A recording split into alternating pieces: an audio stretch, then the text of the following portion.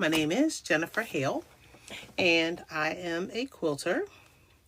And I am working with my Husqvarna Viking. This is Opal 650, and this is my newer machine. It is a computerized machine. Traditionally, I've used a manual machine. I had to take a minute to think about what they're called. So this machine is what I use when I am piecing together the quilts. Hey, quilt researcher, are you getting your what were you working on? Your citations? How were they coming? So I do a lot of piecing with this one. This is newer, but I have also used this to quilt. And so I have set this up to be a great quilt space. There are different machines that you can use when you are quilting the quilts. So the actual putting together of the pieces of the quilt is traditionally called piecing. When we quilt the quilt, that is when you take your batting, your backing, and your quilt top. You put them all together like a quilt sandwich, and then you do some sort of stitch on them that holds all those layers together. Depending on the type of batting you have, will depend on the type of stitches you do. So if it's a very good batting, it doesn't rip at the touch, you could do stitches that are further apart. If it is a batting that rips, you want to go a little bit closer together so that it doesn't rip and then it bunches all up in between the stitches. So it just depends on what you have. So you can use a regular machine. This is considered a domestic machine. This is not what we traditionally know as a quilting machine. There are sewing machines that are designed and have all the parts to quilt. So we consider things like the throat space. And this throat space is basically almost from like the needle to the wall of the quilt. So I like warm and natural. I usually stick closer to 100% cotton.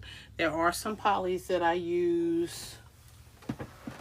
I have Dream Poly. I have Quilter's Dream. It's more like a thicker, it looks like this, rather than looking like a polyfill, which looks real cottony. So if you go to Joann's and you purchase some of their more cottony type battings, those are the ones that are going to rip a little bit more on you. If you think about like your comforters over time, because the stitches are so far apart over time, if you really wear that comforter out, because it's those really fluffy ones that aren't quite as dense, those will rip on you over time as well. So these will kind of hold their shape a little bit better for you. They'll stay in place, and you don't have to have the stitches quite as close together as you would with some of those other battings. So you make some decisions in terms of what you want to do. So what I did was I pulled on, do we do that Monday? On Monday, we took some scraps, and I have threads that are everywhere, so they're getting caught up in this. So we took scraps. Do I have an Amazon storefront now? I do. There are some things, the link is in my bio. There are some things that I have there, but I haven't moved too much to the fabric lane or to the, to get the batting. Now, I probably need to, considering that I probably have some suggestions now that Joann's is closing. And I knew I forgot to do something. It's always something.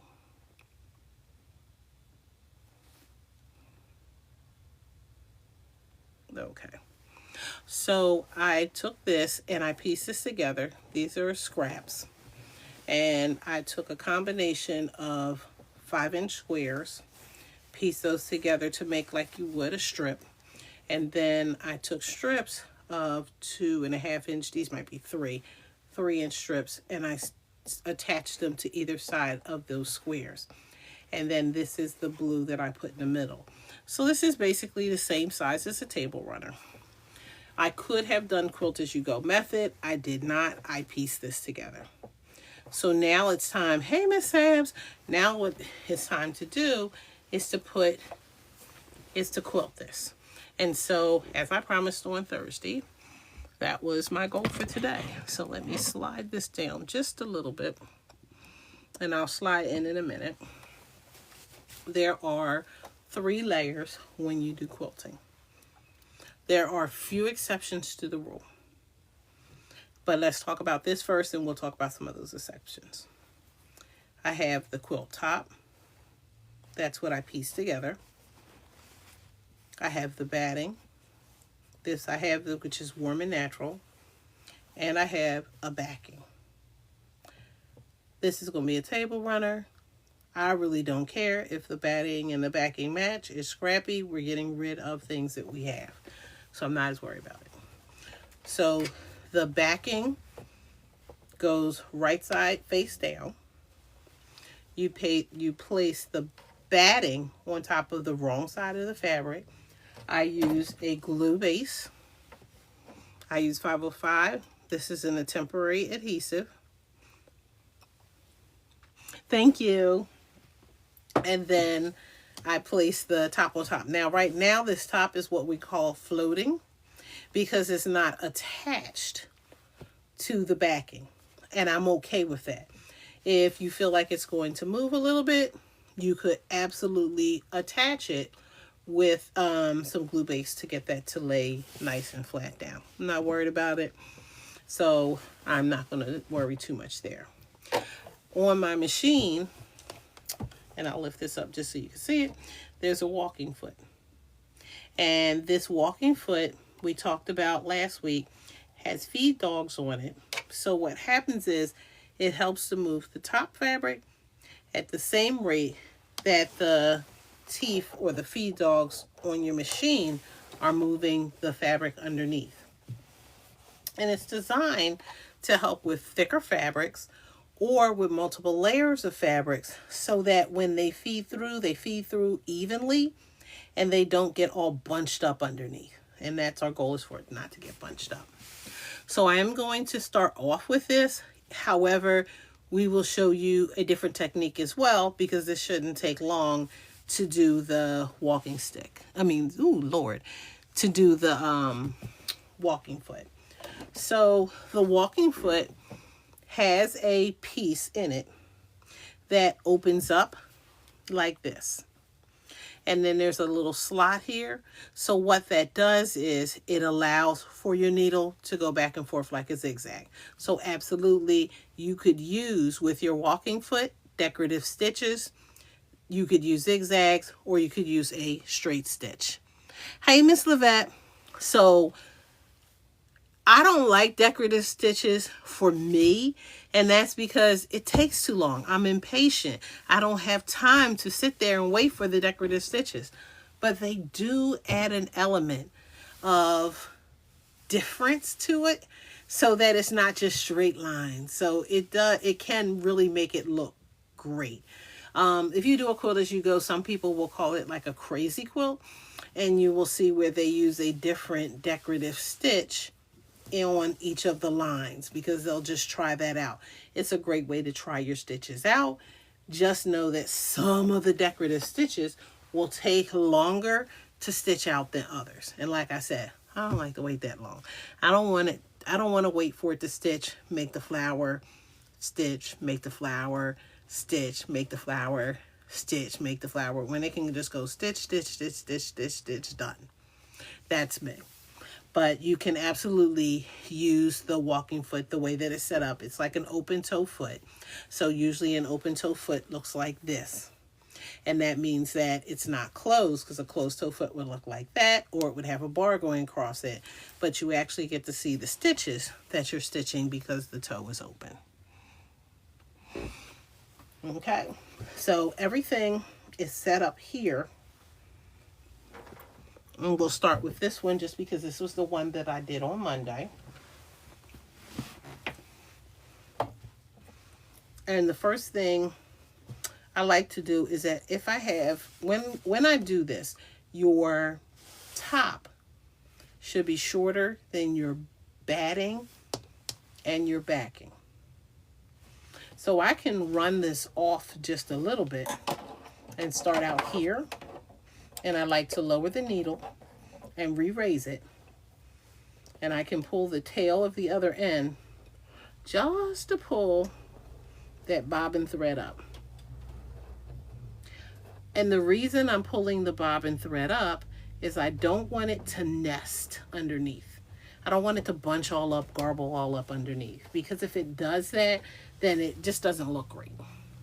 So I pull it up. That gives me 2 strings. And I'm going to, for me, line this up because I'm going to do what is like a stitch in a ditch. And I'm going to slide this in. And that neck is really tight. Lord help me. And we'll turn it just slightly. I am using a extension table with this just because it helps me to stretch my hands out. I have more workspace. I lower my foot. Everything should be about set. I do about a 3.5 stitch length. And then all I'm going to do for this one is just ride it right next to that ditch. Try to keep it as straight as possible as I possibly can.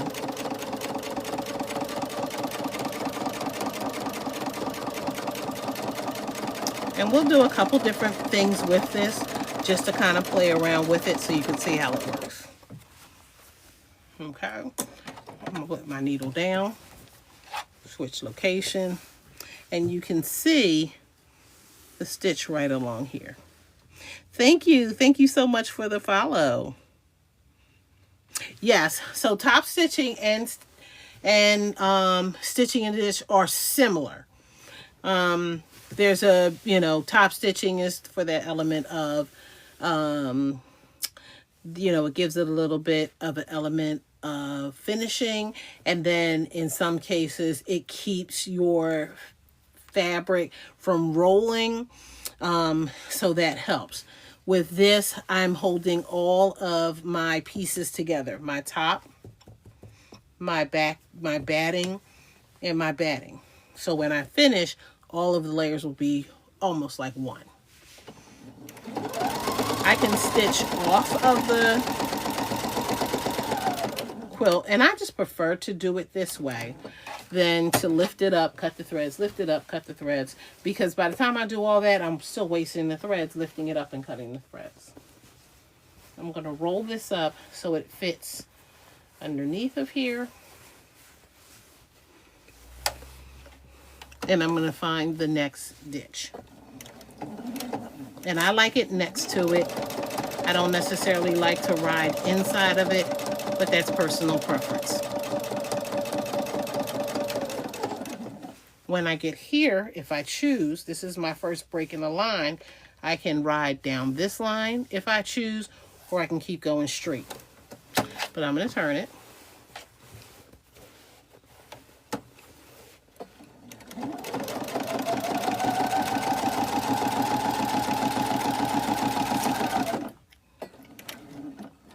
And there are tools that you can use that will allow you to, that will allow your material to not unroll on you. But it's too much like right for me to have that out with me right now. That will require me to go over and get it, and I'm not doing that. So I can roll this back up, but there's like little clips that go on here that'll keep this from doing what it's doing right now. And I can come down that other side. I could go right on top of it if I choose. I'm choosing to go next to it. I'm leaving my needle in the down position. Leaving it in the down position allows me to pivot and stay in the same place.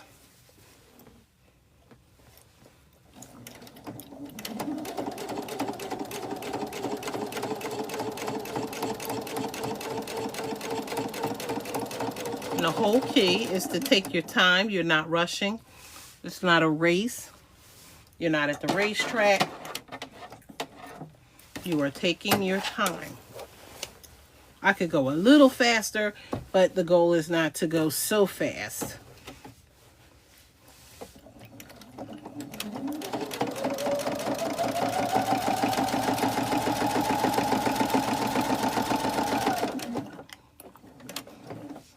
And I'm choosing my pattern. I'm choosing the way I want to go, my design. This is not something that somebody told me I had to do. This is me. So I said I want to go over all my seams. And I get that privilege to do that.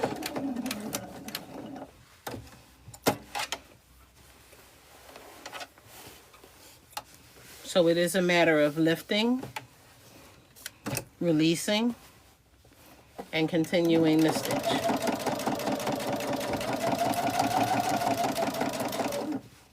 Oops.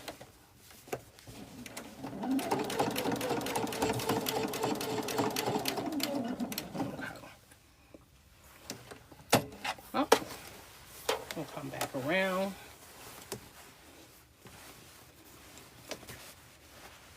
Didn't do the best rolling job. I can see that. I'm just going to pull this out a little bit. Okay. So I can either do some decorative things in here, or I could just continue just to do the strips. So for now, I'm going to do that just to stabilize this, and then we can even go in here and do some things. So I'll turn this way. And again, I didn't do a good job of rolling this up. Not my thing, but that's okay. I'm coming outside of this. Now I could stitch 1/8 of an inch all the way around. That's up to you. It would help to keep it in place, but not so much like right for me to do it that way.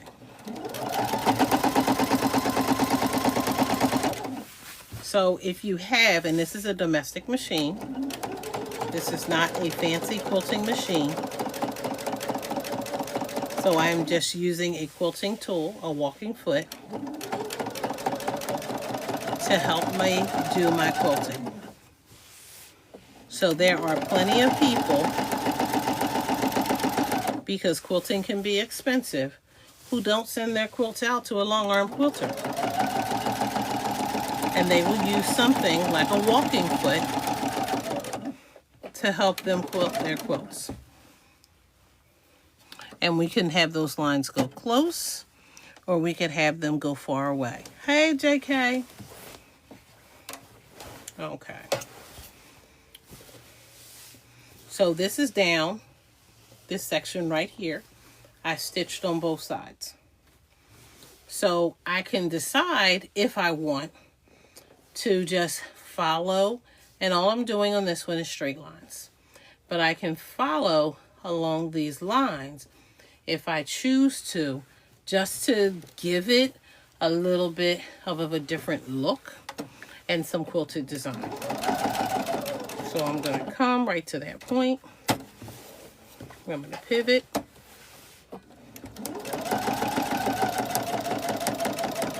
Alexa keeps talking to me downstairs. I'm like, who is in my house? But I have a timer set on it, and it's sending me a reminder that I'm not downstairs to hear. Okay. And we'll see in a little bit why I prefer free motion quilting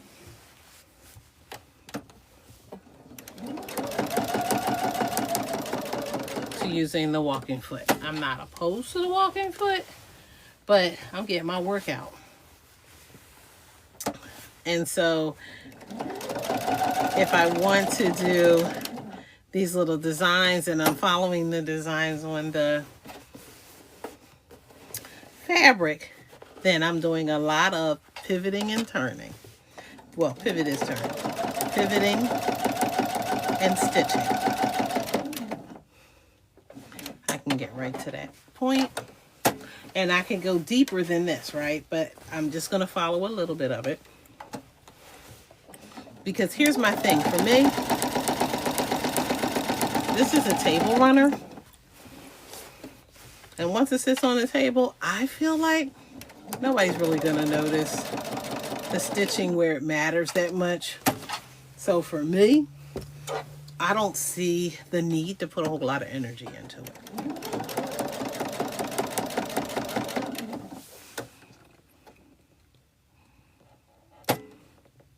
So for this one, I used 9 squares. So the pattern itself called for 9 squares. So there were 9 squares that were sewn together in sets of 3. So that would be 1, 2, 3. And then I put strips on either sides of these. And I made 1, 2, 3 sets of those. And then I added a blue strip in the center. So these are just scraps that I have left over from a skirt or a dress or a jacket, something that I made. And I have these big pieces left over, and it's like, yeah, we're not throwing away scraps. Because when I add up the money that I spent on these, I could absolutely do something else with it.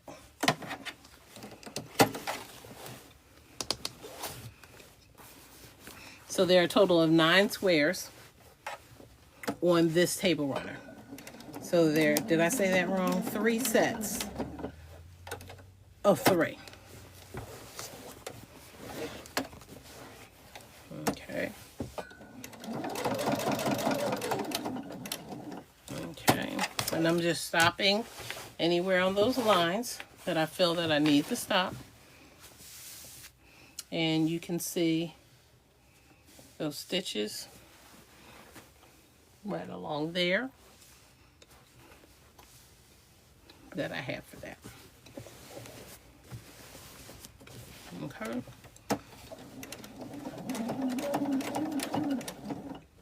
Now, of course, I could go a lot faster if I didn't have the camera in the way. I wouldn't go, well, let me not say a lot, because I don't go really fast. I do want to take my time. I do want to make sure that I'm not bunching anything up.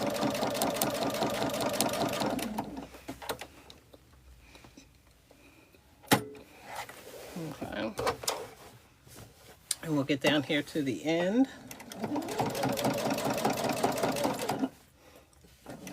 Do I feel like doing that gray one? Might as well. Okay. We'll come across here.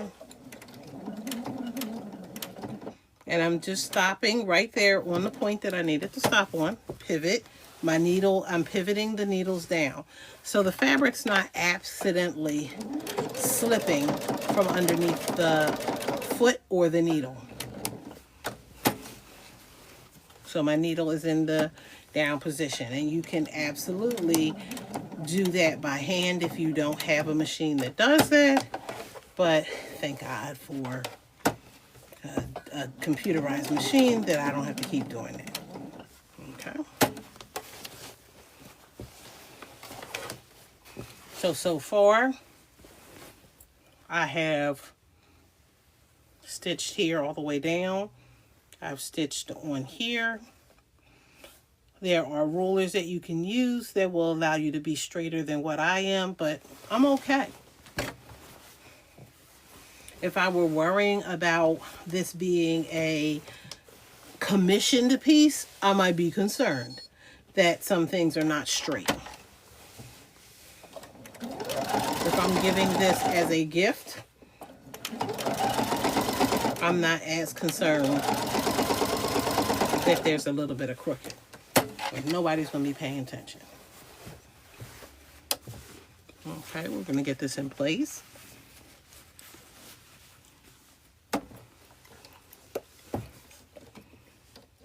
There is a thread here for some reason. And I just need to make sure that I know what that is. Okay. That must be from something else. And it just happens to be there. Oh, it's because this is long. So I just need to take those threads out because they're going to bother me.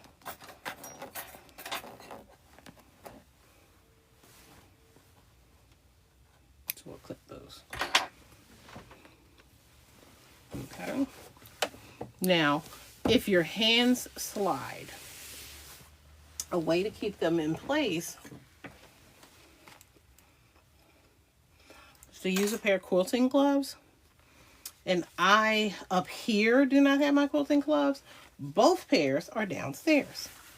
So these are garden gloves. And they serve the same purpose. The only difference between garden gloves and quilting gloves is that garden gloves are cheaper.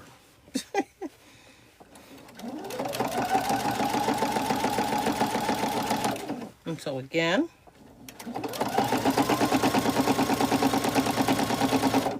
okay, I'm making sure that fabric is smooth. If I spray base it ahead of time, I wouldn't have to worry about that because for the most part, the spray base would hold it in place, but I would still make sure that it doesn't bunch up on me. Okay.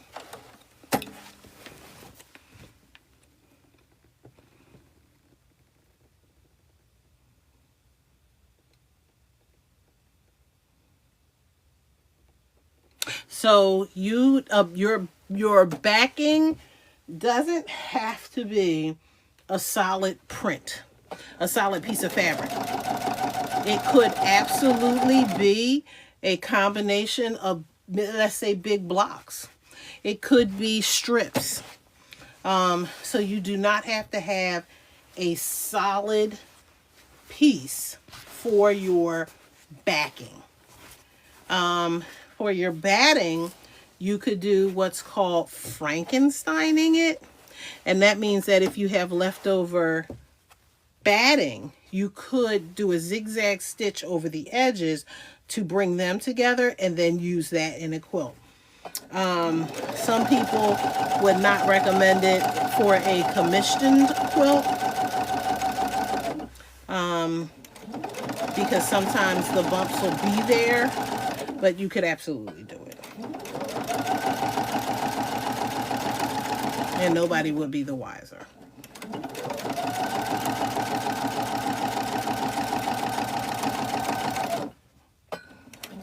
Okay.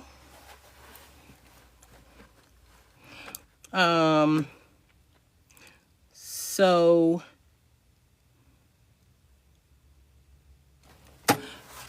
the only thing is that you do want to make sure that it's smooth enough. You don't want bumps in the same place. That means where the seams meet up. So if there's a lot of bulk, you want to make sure that it's staggered so you don't have a lot of bulk on both sides. So the flatter the better. So if you're going to piece the backing, there's a couple different ways to do it. There's some really great videos that are out there that if they're different pieces, it doesn't matter. If they are all the same piece, then you may want to do it so that it looks like it's one big piece, and there's a certain technique that you can do to make that happen. And people would have to look really close to tell. Oh, I didn't mean to go all the way up on this one. I realized that. But that's okay, because we can do something else in those squares.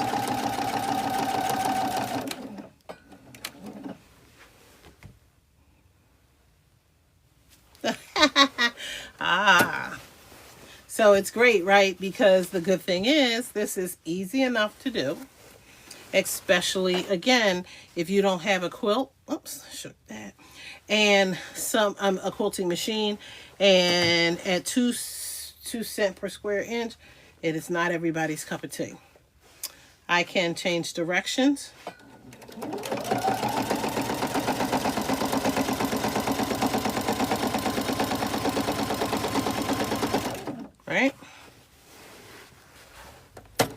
So I can go on a diagonal.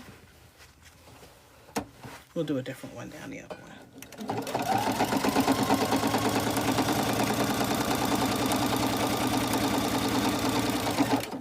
Okay. And I'm just switching the direction. Okay. Let me move that cord because maybe that would help with shaking the camera.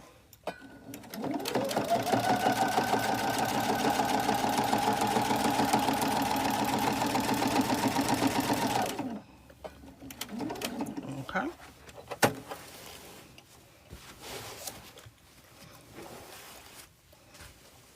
And so, let me see. Can you see that? So you can see here, I just went in a diagonal, right? So now I can make a decision. And I can go down and then go in the opposite direction to make that diagonal if that's what I choose. Or I can do something a little bit more fun. Let me just come down a little bit. I'm going to use my foot as a guide. And I'm just going to ride right next to that foot.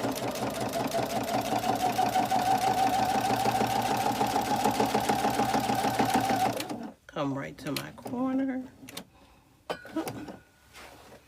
Pivot. Come up here.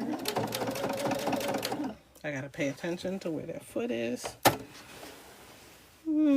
Couple more stitches. 1, 2. That'll do.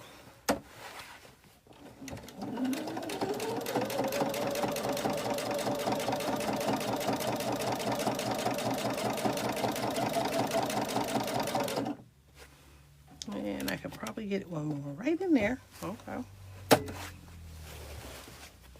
And I can turn it this way. And you can see, right, how I have that now double line there. So I can create a design. I don't have to stitch in what they call the ditch.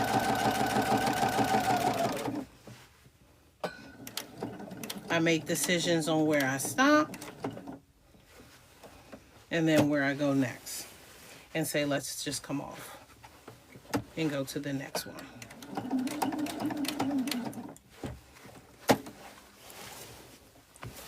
Okay, we'll come down.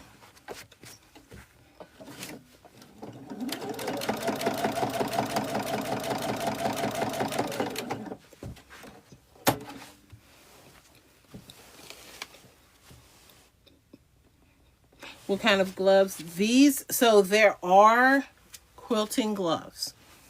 These are garden gloves. So garden gloves are cheaper than quilting gloves. So your preference. I had these up here. I do have like 2 sets of quilting gloves downstairs. So you have this rough exterior here. It helps for your hands to stay on the fabric and for them not to kind of shift out of shape on you. Ship out of place on you.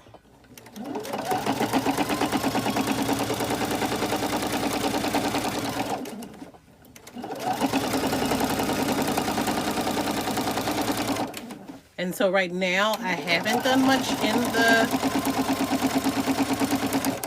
rows, but I can come back. And I can do something in those, well, it depends on which way you look at it. I'll call them columns. I haven't done much in the columns yet. Hey, Miss Janine.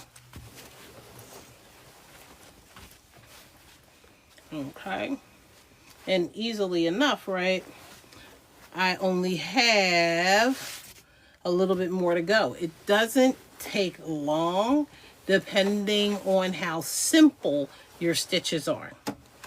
The more intricate your stitches, the longer it's going to take. And if you're charging or somebody's charging you to do it, the more it's going to cost. And it doesn't matter if they are doing it by hand or if they are letting the machine do all of the work. Part of it is that it will use more thread. And again, it will take longer.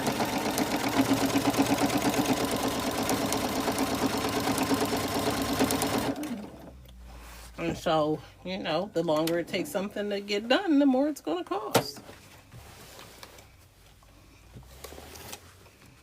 Okay. And again, all we're doing is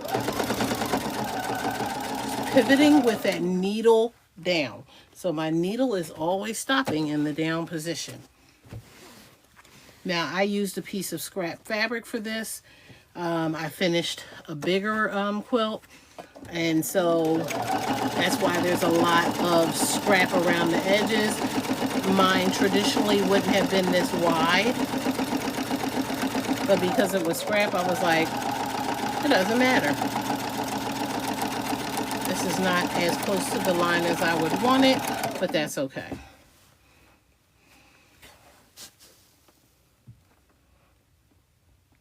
Good evening, Miss Cynthia. Do you mean sewing a quilt by hand? I don't sew no quilts by hand. I don't do nothing by hand. If I can help it. I don't even try to do hems by hand. But if I can help it, I'm doing everything on the machine. I don't like holding the needle. I don't like the needle poking me. Let me see. Okay, I see where I am. So I'm at the last set of scrolls.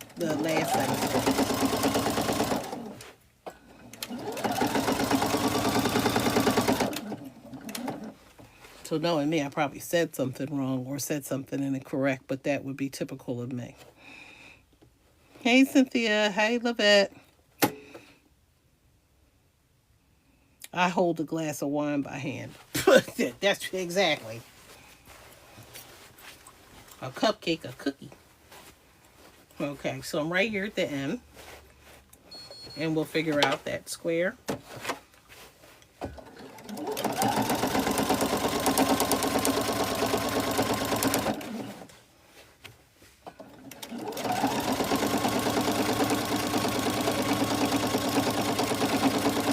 Again, either stitching in the ditch or what they call near the ditch.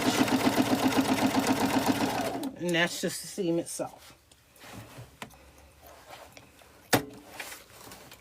Okay. I didn't necessarily need the gloves, but I did want to demonstrate with the gloves just so you could see them.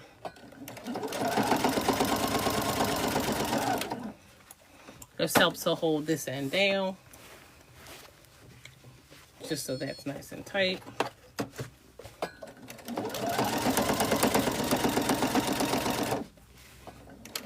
You want to make sure that your hands are not real close because the gloves are, you know, they can get caught under that needle. And that's not fun to have to get that out.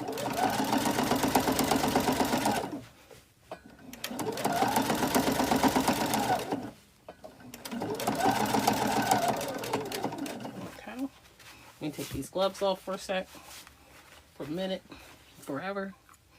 Okay, I can run this off.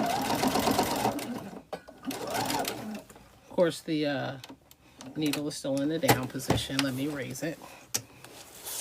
Okay. So, all of this right now, I've stitched near the ditch, or I have stitched in the ditch. I'm going to flip this upside down. And you can see on the back what happened. So you can see all of those designs that I have. You are not married to a color. So if you prefer to use like a white or a gray or a bone, you absolutely can. And then your stitches show up. If you're not really doing anything decorative and it looks more like lines. You may say, well, you know what? I would have preferred to use like a burgundy, like a orange, a burnt orange, or a red, and had this blend in more. So totally up to you. I decided to stay with the white. Again, it's a table runner. Nobody's going to really pay attention to this side. But I also wanted to make sure that this shows up on the camera so that you could see it. But because I glue basted everything down, everything is basically nice and straight. So there are no bunches, there are no nests, there's nothing. You can see where I ran over the stitch the second time. It's a little off from the first time. Again, not a big deal. So I can stitch in a ditch with this. Let me switch out this and I'll share this with you. Where is my, right underneath of the table where I put it. So let's just take the walking foot off for a minute.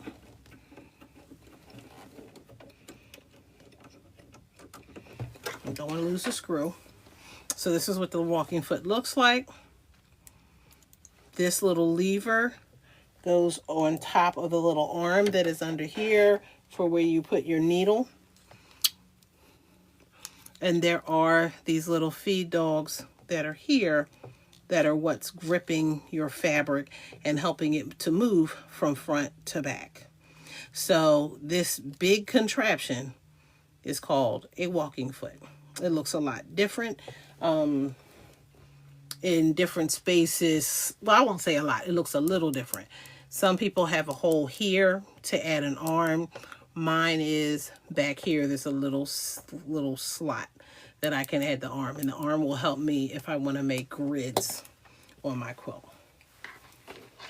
In addition to the walking foot, this has quite a few names. So this could be called a spring foot. And you see the spring. And some people call it a hopping foot. But what it does is it just springs onto your fabric and it allows you to move it around. So if we're talking free motion, then this is what you're using. So again, this goes onto your machine. I'll see if I can angle that camera in a minute, because I do have to pay attention to how I get it on here. Because, you know, sometimes when you don't pay attention, it doesn't go in there right. Let me get that screw in there.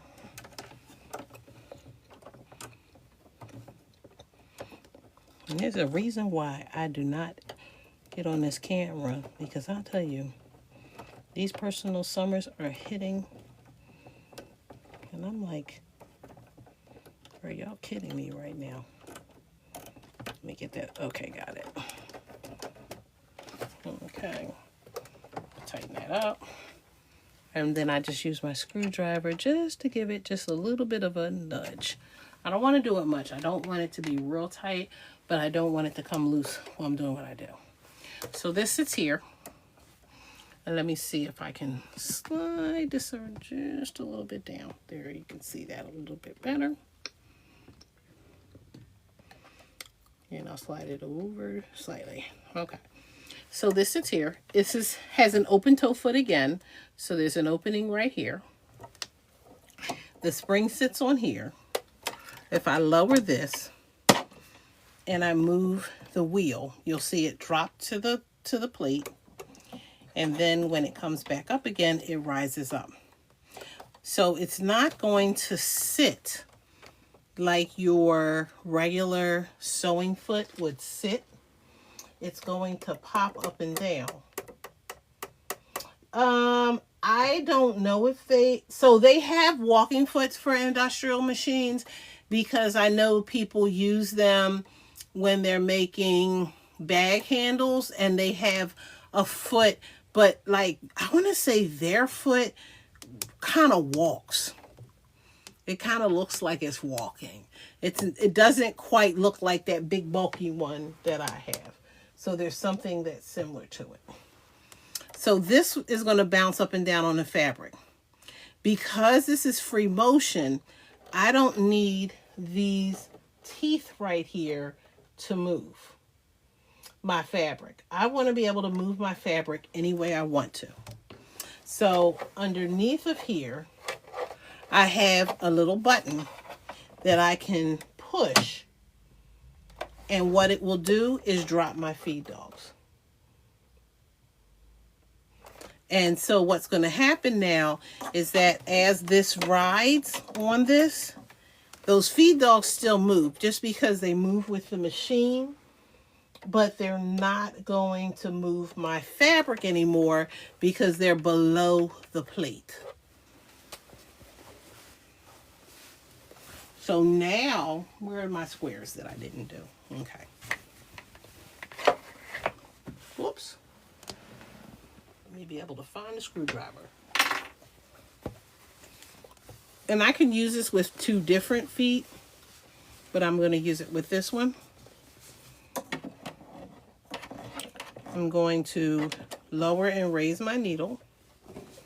Remember, I'm pulling up my bobbin thread so that they're both up top, and that way the bobbin doesn't nest underneath. Let me just see if I can angle this for you.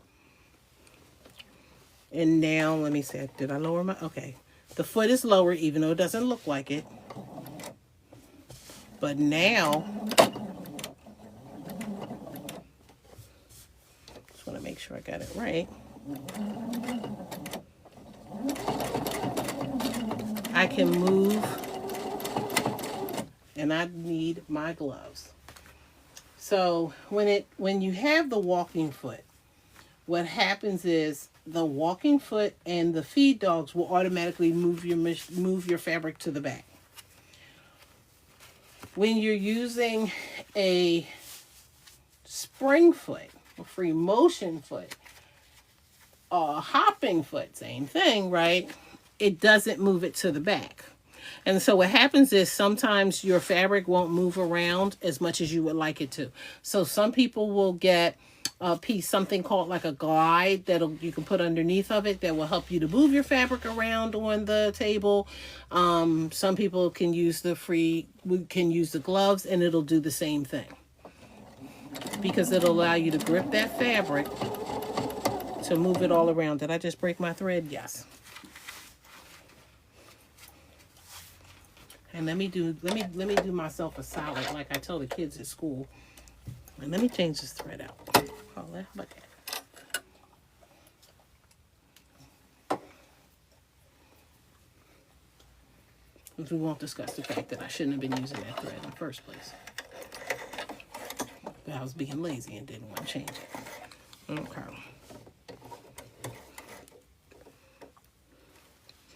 I am lazy, and so like it comes with a needle threader, and then who doesn't use it? Me. So I take the time to do it the old school way, and then I have to fight it. Okay, there it went through. Okay, this didn't do what I needed it to do, and it popped, so I do want to pull that out. And I think that was just me messing up the thread. Let me pull this out for a second because it did something funky and I just want to take that out. Aha. There we go. Okay, we're going to try this again. Hold my top thread, drop my needle, raise the needle up again, pull my bobbin up.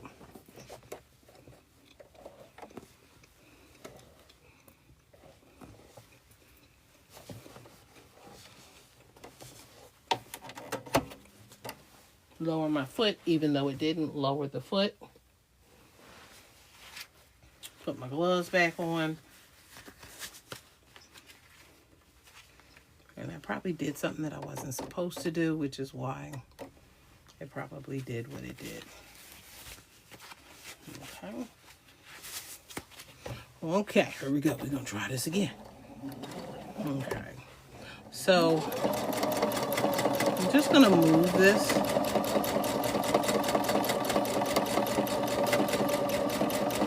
around the square. And I'm wandering around the fabric. And you know, when you wander or meander, this is what we call this. So we are free motion. We're moving it in any form that we want to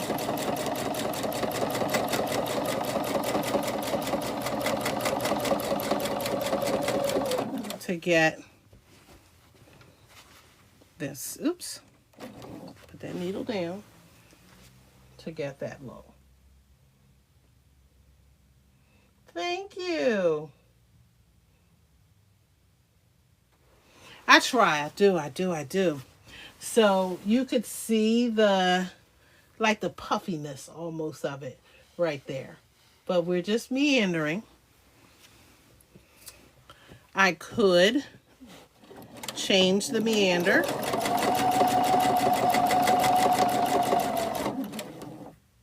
Let me drop this just a little bit.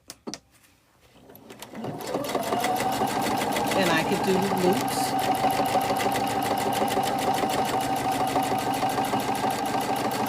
And again, I'm using my domestic machine. My tension is off.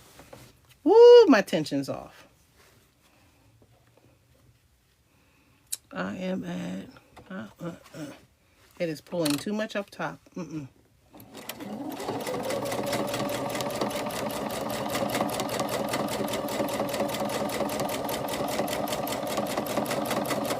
I can echo.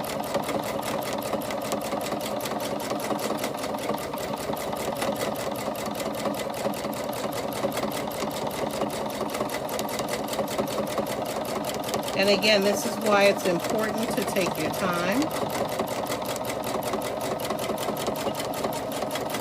You want those stitches just to be about the same length. So I can do loops.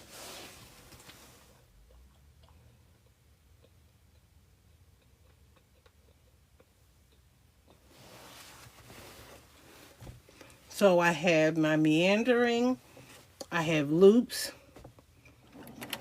Now anything else beyond that is ugly, but let's try it.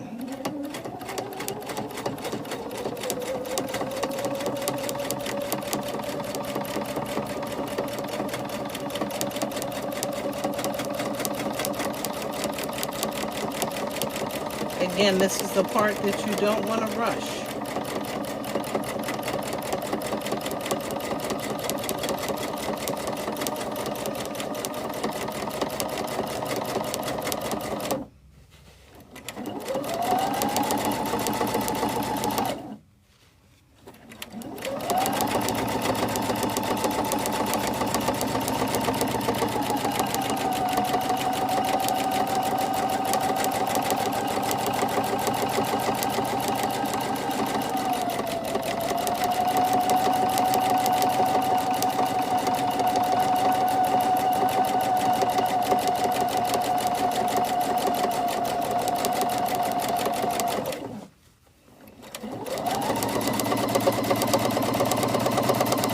If I go a little faster, you'll see that my stitches get a little closer together. So if I go faster, my hands have to go faster.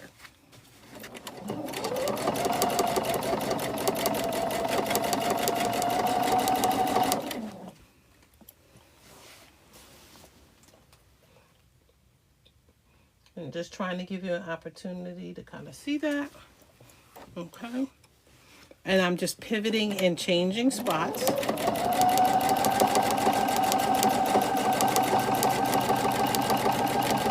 come down, come back up around.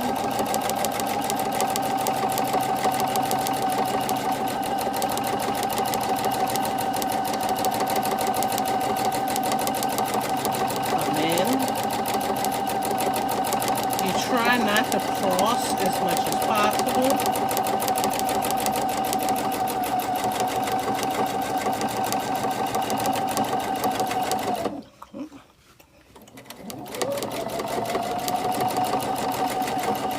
just do a loop to fill in that area.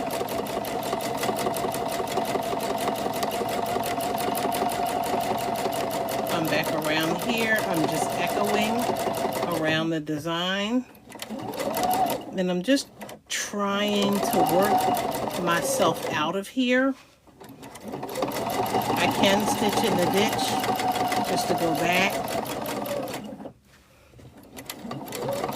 And then I can either tie the ends off or I can go back up.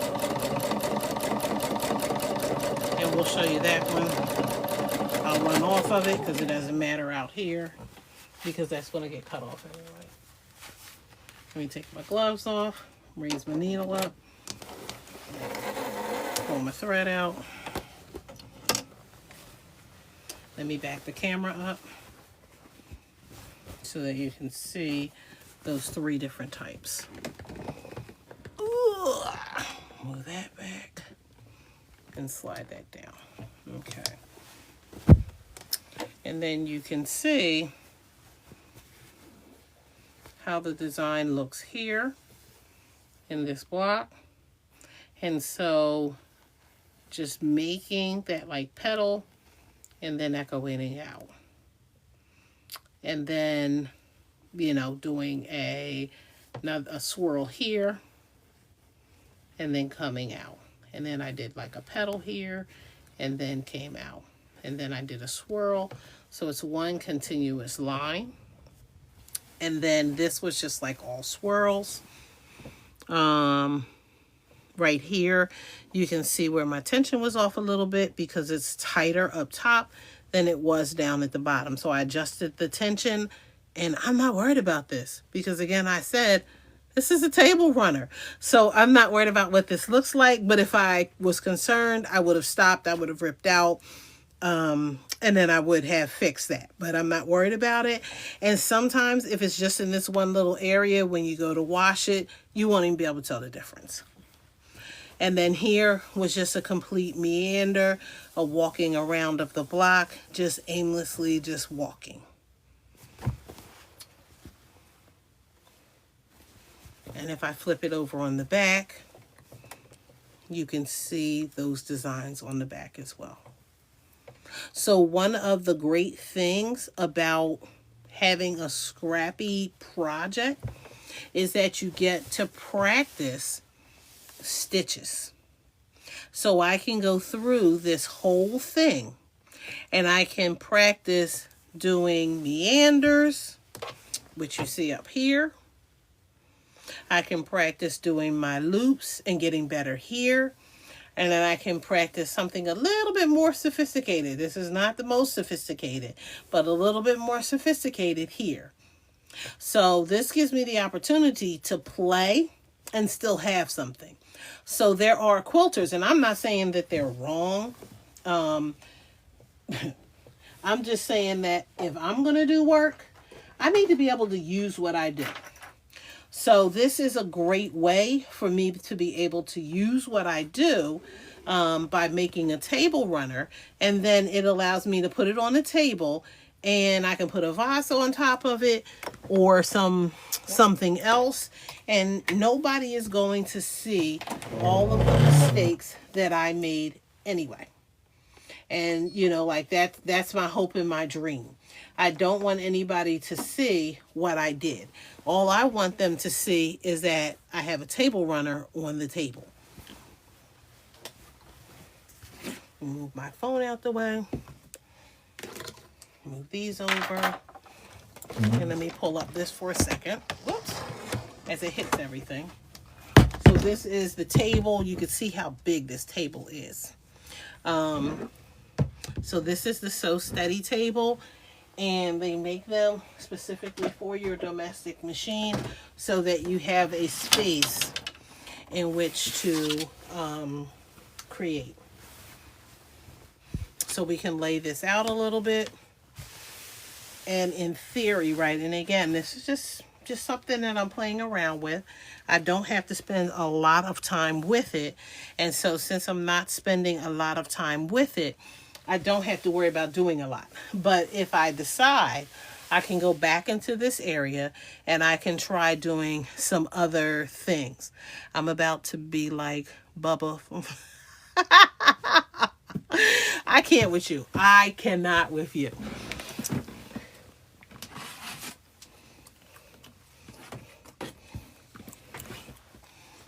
Let me use this ruler, even though I picked up a bigger ruler. Picked up a square ruler and I don't really need it.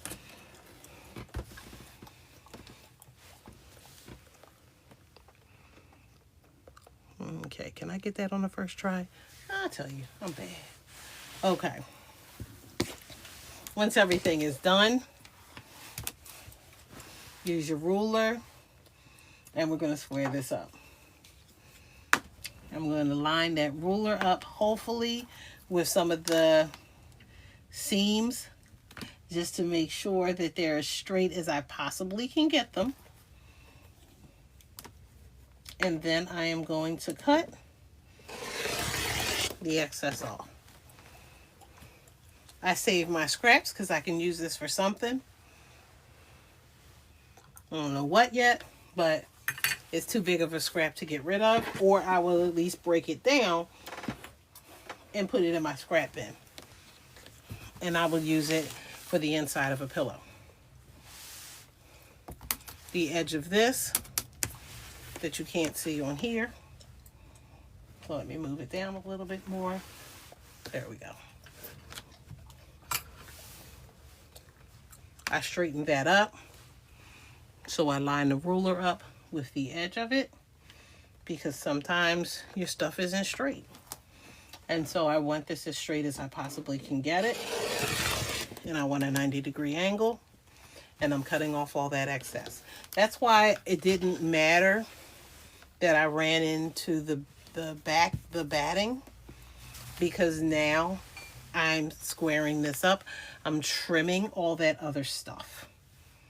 And I'm just going to line up the edge, and I'm going to keep cutting. My goal is that hopefully I'm getting as close to accurate as possible. I'm not going in too far to take the measurements off too much. And if I do that and do it correctly, I should have something that is perfectly square, or in this case, rectangular. And I can even hit this end here to give myself that square corner.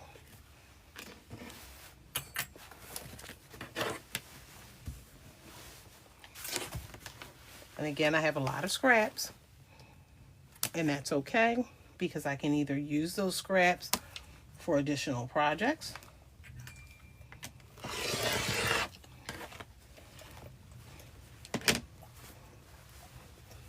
or I can put them in my scrap bin.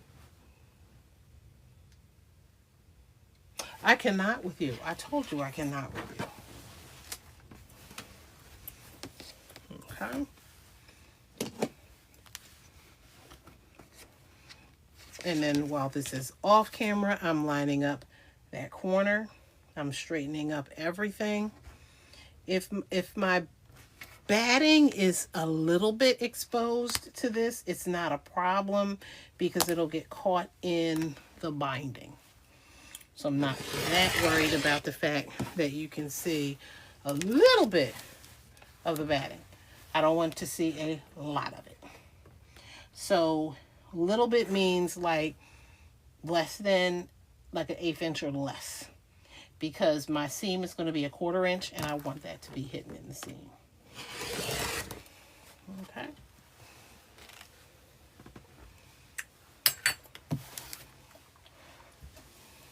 And then here we go. Didn't cut that end off. There it is. Okay.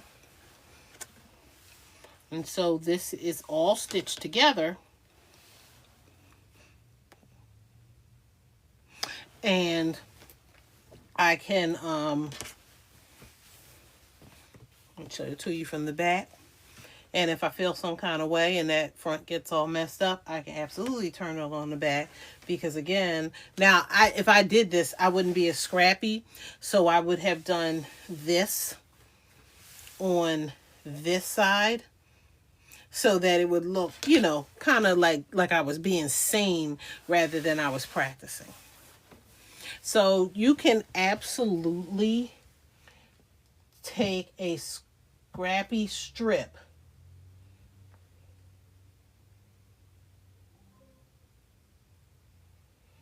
and I can make it I could make I could make those 2.5 inch strips and they would be scrappy. It's going to take me a little while to put those all together, but I can take all these different fabrics. If I have 2.5 inch strips of them, I can sew them together and then I could make a binding all the way around them. So I could do that. I could take all of these, sew them all together, and still it would take a lot more because they're scrappy and they're not as long as a 42-inch strip like you would use on a jelly roll rug or on a jelly roll quilt. And I could make it just as long. So if I need, let's say for a jelly roll rug, let's just use a nice even number.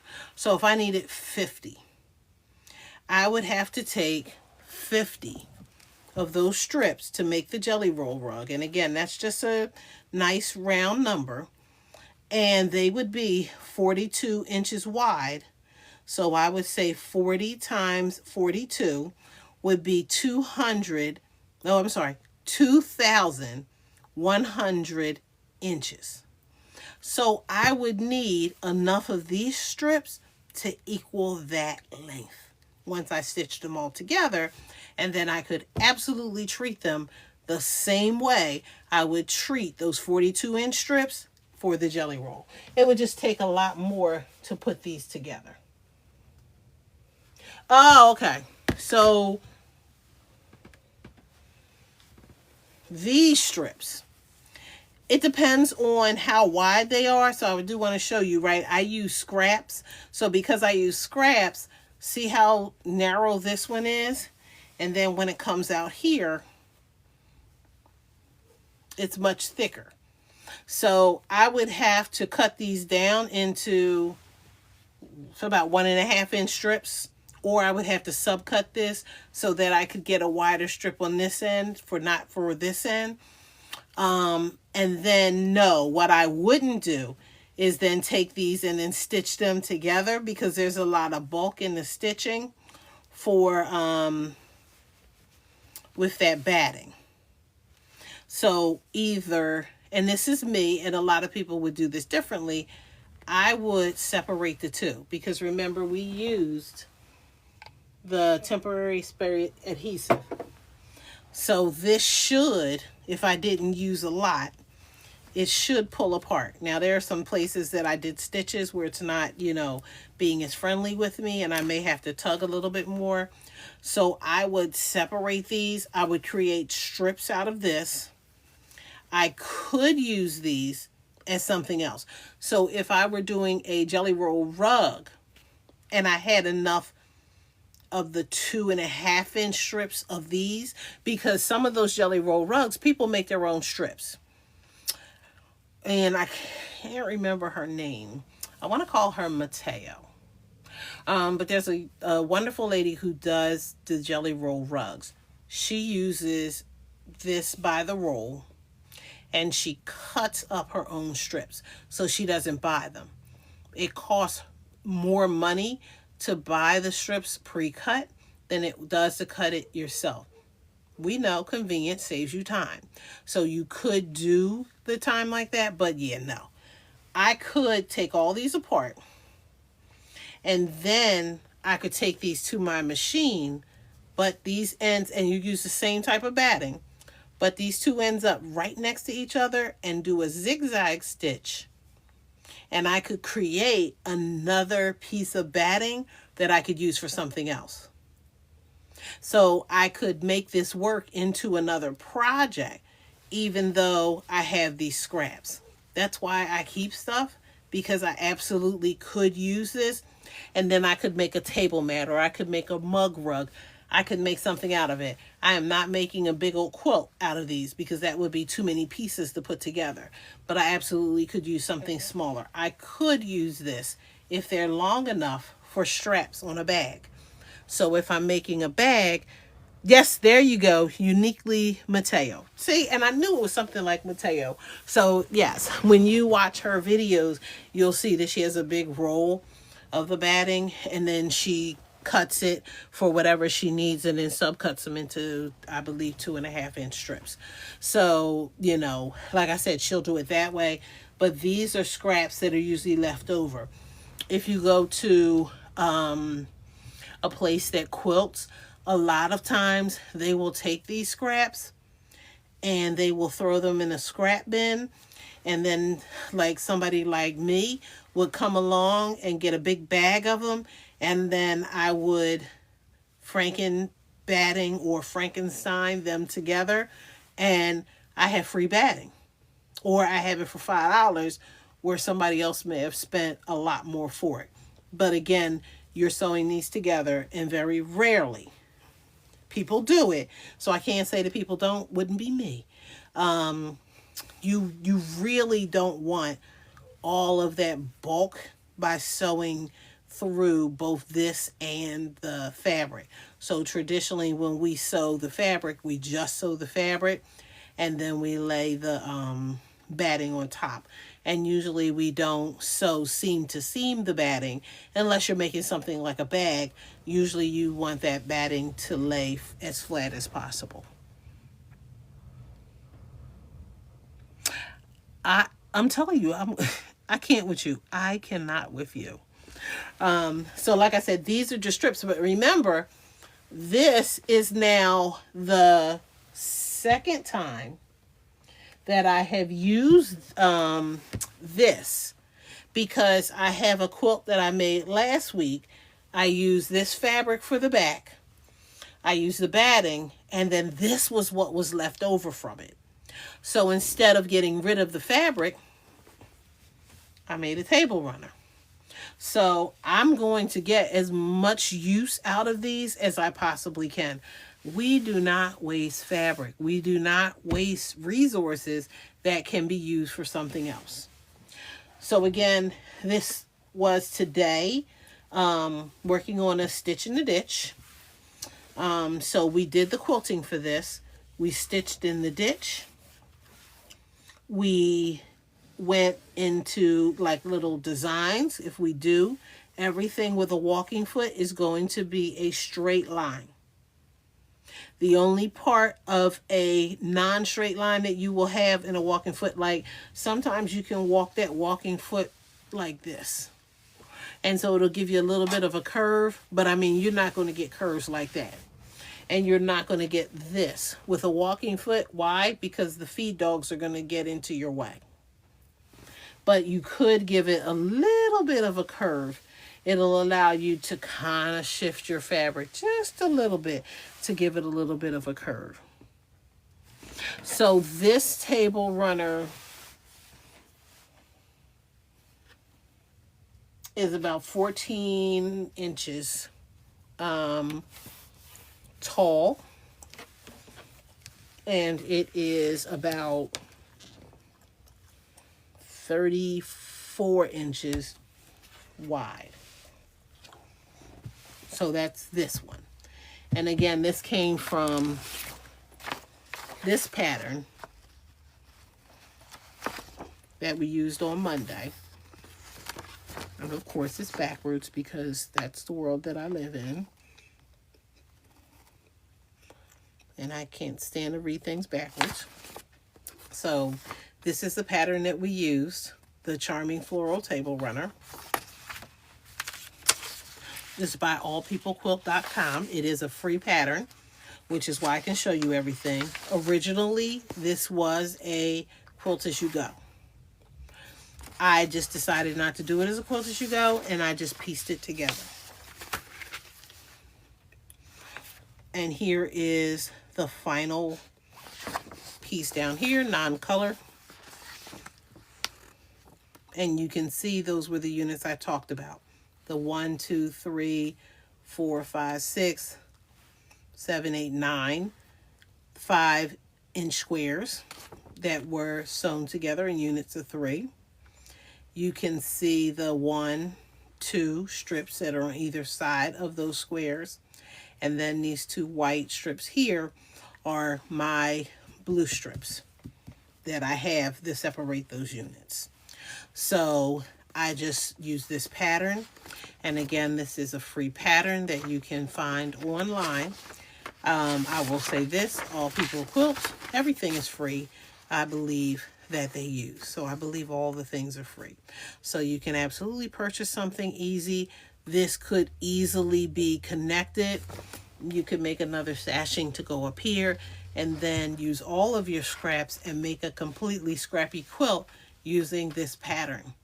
So you would have to create these blocks over and over and over again in order to get whatever size quilt you wanted it to be. So you absolutely could use those scraps to do that.